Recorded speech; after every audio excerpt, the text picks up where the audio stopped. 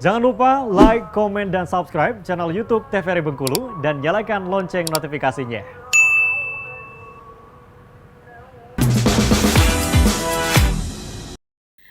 Balik lagi di Opini Obrolan Pas di sini. Pemirsa masih bersama dengan Ibu Dela di sini. Ibu Dela yang sangat bersemangat.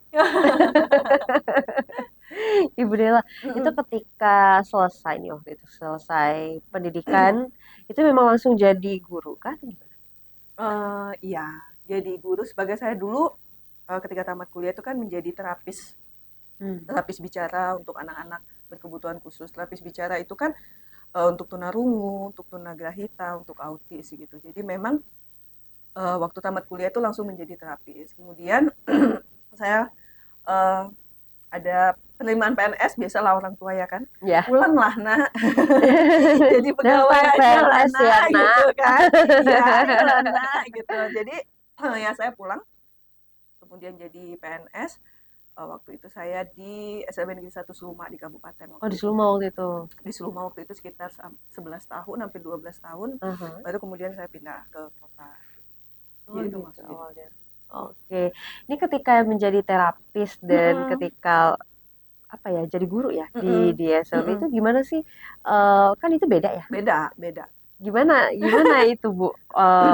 Perbedaannya itu seperti apa waktu itu yang dirasakan? Kalau jadi terapis kan memang hanya menterapi aja.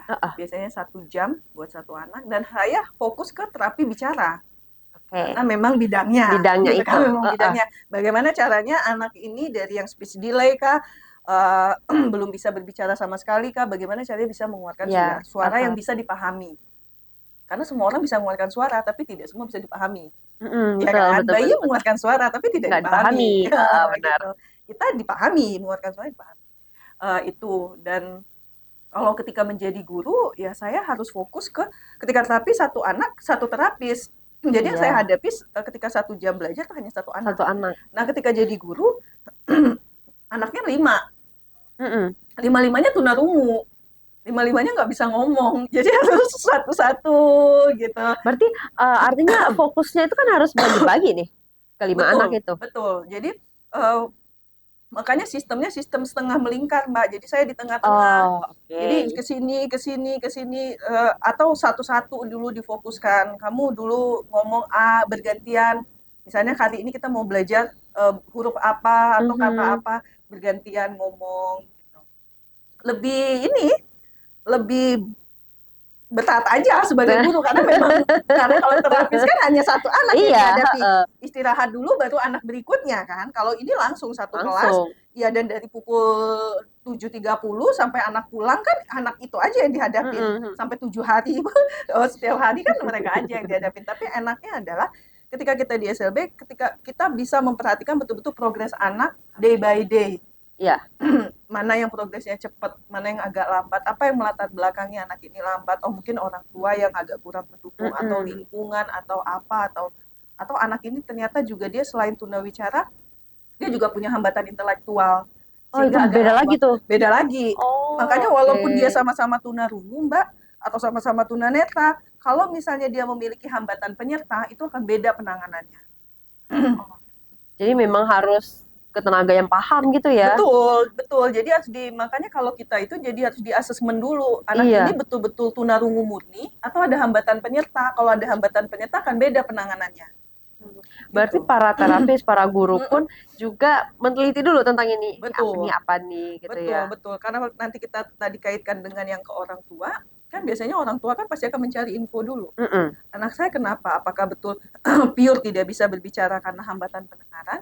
Atau karena maaf bibirnya sumbing juga, atau lidahnya yang memang pendek sekali, gitu kan, atau organ mulutnya, giginya, susunannya, atau murni di kokleanya kah, di rumah siputnya kah, di mana masalahnya. Jadi itu harus dicari tahu karena penanganannya beda. Paling enak kalau dapat yang ringan kan? Iya benar. Kalau yang sulit itu yang berat, yang tidak punya sisa pendengaran sama sekali. Kalau yang kayak gitu tuh treatmentnya kan beda lagi. Beda. Berarti dia memang tidak bisa berkedap ini ya. Itu kalau bisa pakai alat bantu dengar nggak bisa. Jadi kalau dia yang bisa pakai alat bantu dengar tuh hanya untuk yang ringan dan sedang. Kalau dia total tuli itu nggak guna. Oh, Karena dulu betul. aku mikirnya kayak kalau misalnya udah pakai alat bantu dengar ya udah, berarti udah pasti akan bisa dengar. Enggak. Bahkan anak-anak tuli pun, coba Mbak perhatikan teman-teman tunarungu tuh suka males pakai alat bantu Iya dengar. jarang sih ngelihatnya. Jarang, iya, karena buat apa ya, agak tidak nyaman buat mereka. Saya pernah tanya, kenapa nggak pakai aja kan supaya lebih jelas? Iya, Kan? heeh. Nggak nyaman katanya. Oh. Dia merasa tidak nyaman pakai ini, terus diliatin orang kan, oh dia tuli. Mhm. Mereka tuh kan Orang terlalu terfokus gitu ya. betul Heeh. gitu. Jadi mereka tidak mau. Jadi mungkin ya ngerasa kayak kita aja ya, ada yang nyumpet gitu kan agak nggak enak Iya ya sih gitu. betul. Kita mau pakai handset pun juga nggak Iya, enak nggak ya. enak. Makanya tapi kalau buat di sekolah biasanya dalam proses pembelajaran kalau bisa itu dipakai. Kalau memang dia terbantu. Tapi kalau yang total ya buat Nggak bisa, nggak guna berarti ya. nggak guna. Berarti dia benar-benar mengandalkan matanya, Ya, visual. visualnya. Makanya kalau guru tunarungu mah nggak boleh pakai kumis. Nggak boleh pakai kumis. Iya kan Oh, pakai kumis kan bapak-bapaknya ya. iya.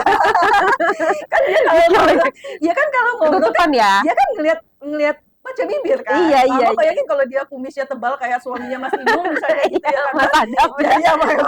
Jadi kan kita fokusnya ke kumisnya Oh, kan. iya, iya. Aku nggak gerak aja hatinya apa Oh, gitu. iya. Oh gitu. Coba dia perhatiin, nggak ada. Iya sih nggak Iya, ada, iya. nggak ada. Iya. Karena ya memang nggak bisa ya. Karena orang Betul. terfokus. Iya, karena anak tunarungu kan mengandalkan visual. Jadi ketika organ bicaranya tidak jelas ngomong Iya. apa, mereka nggak akan ngerti. Makanya ketika kita pun berisyarat, itu pasti diomongkan juga. Jadi saya misalnya kita berisyarat, mulutnya nggak akan diam. Coba deh Mbak perhatiin. Iya sih, JB. tetap Mulutnya mereka ngomong. Tetap Karena ngomong. anak-anak itu memperhatikan bicara dan tangan serta ekspresi kita. Oke. Satu set, ya. Satu set dia ya. Bener-bener sih pintar-pintar semua udah guru-guru SLB udah Kreatif sih, Mbak. kreatif Karena semua. harus memikirkan sendiri kan. Iya, mencerna sendiri gitu kan. Iya. Jadi kayak ya udah. Pokoknya kayak semuanya nyatu, ekspresif harus, Betul. otaknya jalan, langsung otaknya juga langsung meresum. Iya, harus bisa. Kalau enggak kacau. Misalnya kita pun berisyarat, misalnya saya bilang, kalau yang ngerti ya paham dia. Ini ada artinya cantik. Oh, Tapi muka saya datar. Ketika saya bilang cantik, gitu. Saya kan akan oke, lebih oke, ini oke, kan, oke, nah kayak oke. gitu.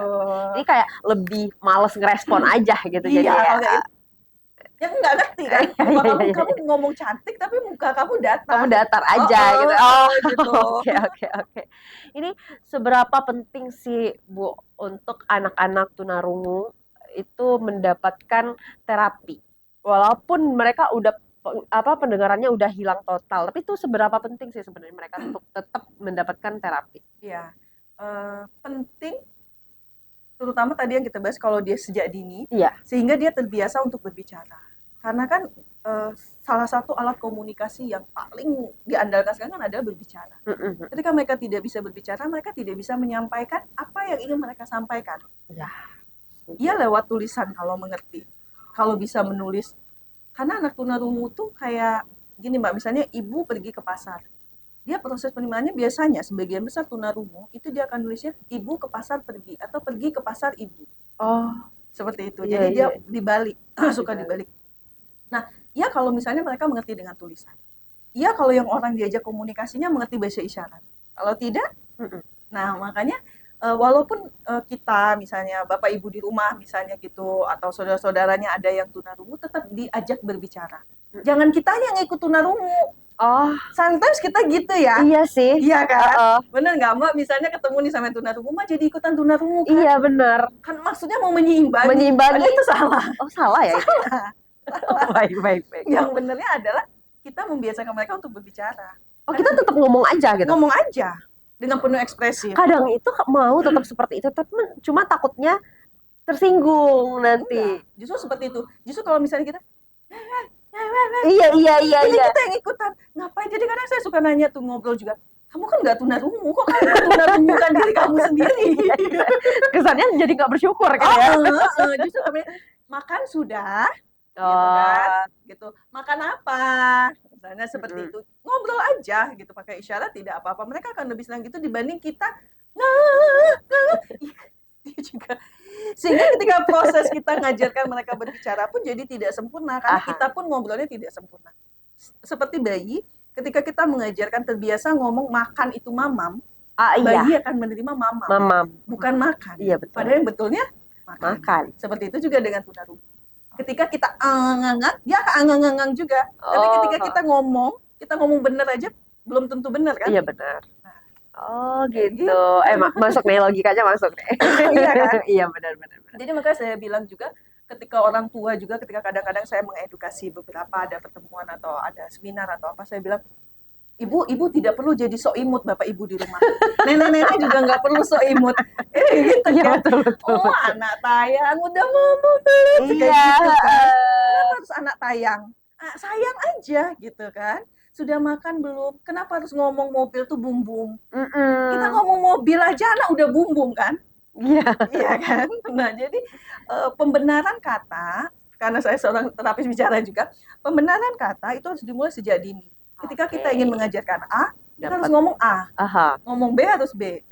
Gitu. Jangan dilebay-lebaykan. Jangan Ngomong aja diimut-imutin. sebagaimana semestinya. Betul. Ngomong aja sebagaimana mestinya. Nggak usah dilebay-lebay, diimut-imutin.